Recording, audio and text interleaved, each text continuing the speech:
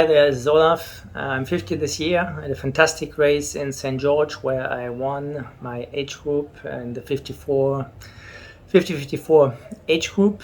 And we are now only 2 weeks away from Kona. I'm really excited. We'll be traveling in a few days. And this is episode 39 of my journey and my road to Kona and St. George.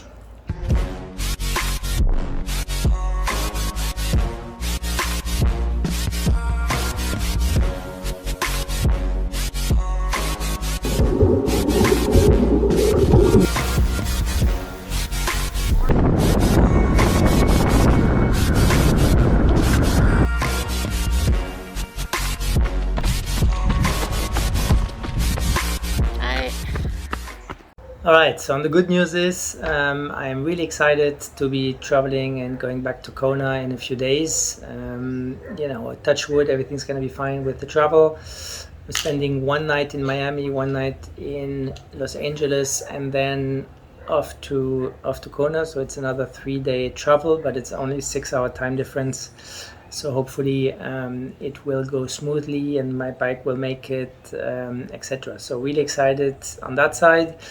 Really excited also on the personal side. I mean, the cloud sort of hanging over my head the last few weeks in terms of buying a new house that seems to be done and it's going to be signed tomorrow. Sort of the financial uncertainties also seem to be lifted, so all good on that side, and finally sort of able to focus 100% on Kona, which is awesome. Now I'm still not 100% fit. As you know, I had a little bit of an injury in my calf just 5 weeks before Kona, so really shitty time. So I haven't trained that much. I haven't run almost at all, but it's definitely finally sort of on the mend. So my calves are still sore, but I was able to do 1 hour 2 days ago, 1 hour walk, 1 hour run. I was able today to do 2-hour bike and then off the bike do 90 minutes, 1 hour run, 1 hour walk. So I was able to do like just over 14 Ks. I mean, obviously with the weather here, I feel I'm quite heat adjusted, even though, the running in the heat is, which I haven't done so much, and the running, feels like I haven't run much in the last 3 weeks. So, not fantastic, but at least the prospect of being able to finish Kona is back on the horizon. And at the end of the day, I don't have to run that fast.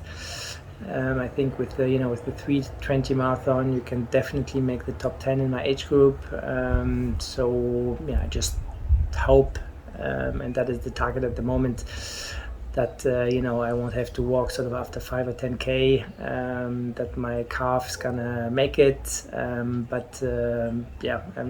have good energy. I'm excited to go, and as I said, the fact that the clouds sort of are in terms of my personal life seem to be lifting, and everything seems to be cool. That's a huge plus, and it's a little bit late. Would have been nice to be where I'm right now sort of a month ago, in terms of really being able to focus and really being able to build into the race. So obviously building here from 2 weeks before, I will do what I can on the run, but it's obviously a bit tight and not really the preparation that I had. But it is what it is. I'm excited. Can't wait to be there to see all the familiar sights that I haven't seen for the last 3 years. Maybe meet some of you guys there, which I hope. And really in a positive mindset at the moment, and can't wait to be there and to give it my best shot, basically.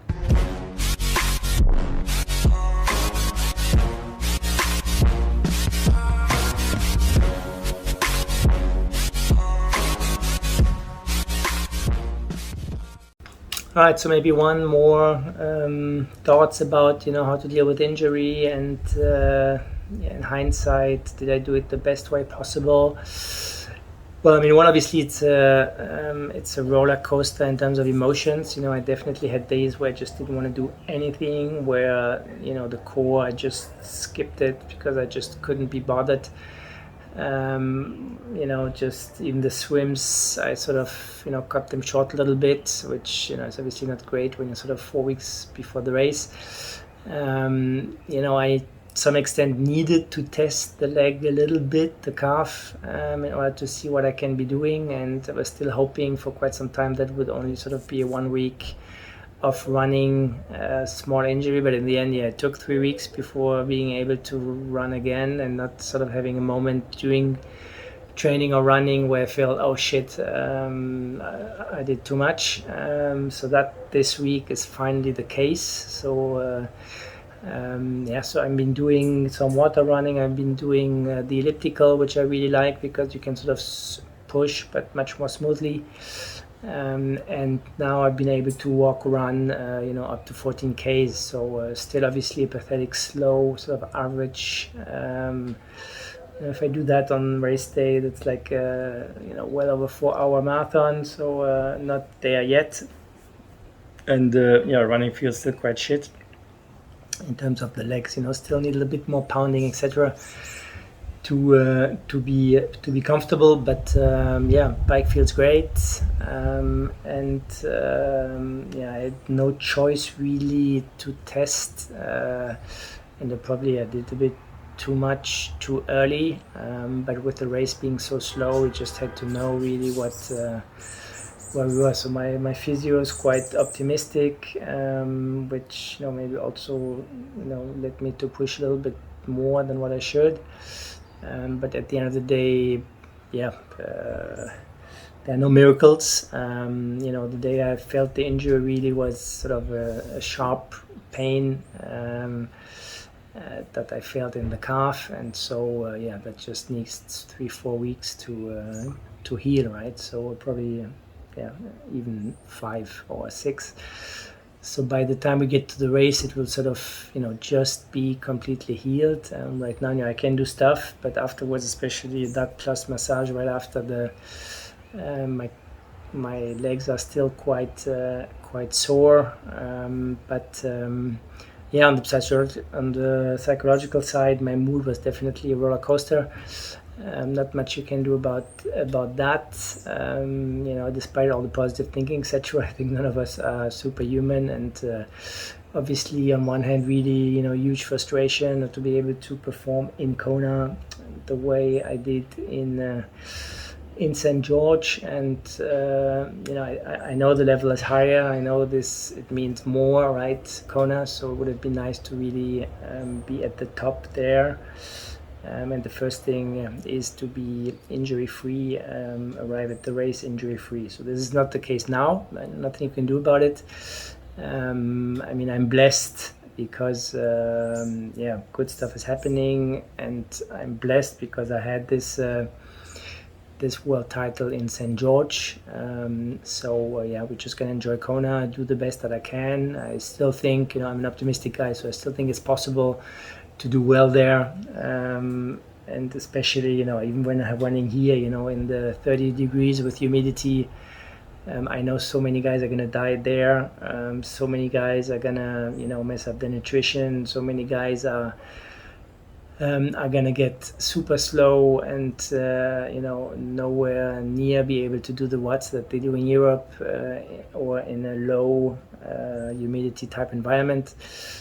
So I think I do have an advantage in terms of having trained here, being, I think I am at race weight. If anything, I need to make sure I eat enough, etc. I think I have the nutrition really down well. So I shouldn't, and as long as I don't overkill the bike and take it sort of, at a reasonable pace, I'm quite excited to see what's possible in those conditions. And the run, running at the 4:30 is not that fast, or 4:45 or 5. So let's see how it goes, and let's see what's possible on the day. I'm definitely going to be ready to suffer. I'm definitely going to be ready to push, and then we see what happens. Maybe one last thought. I had a look at my race video from 2013 when I finished fourth. Back then, I was basically almost 15 minutes faster than the 3 podium women on the bike, and that obviously is unfortunately not the case at all anymore. Now I'm maybe 20 minutes or more slower than the fastest woman on the bike. So times definitely have changed, but I guess from 40 to 50 you do lose around 40 minutes on average. No surprise there, but still it was quite impressive to see.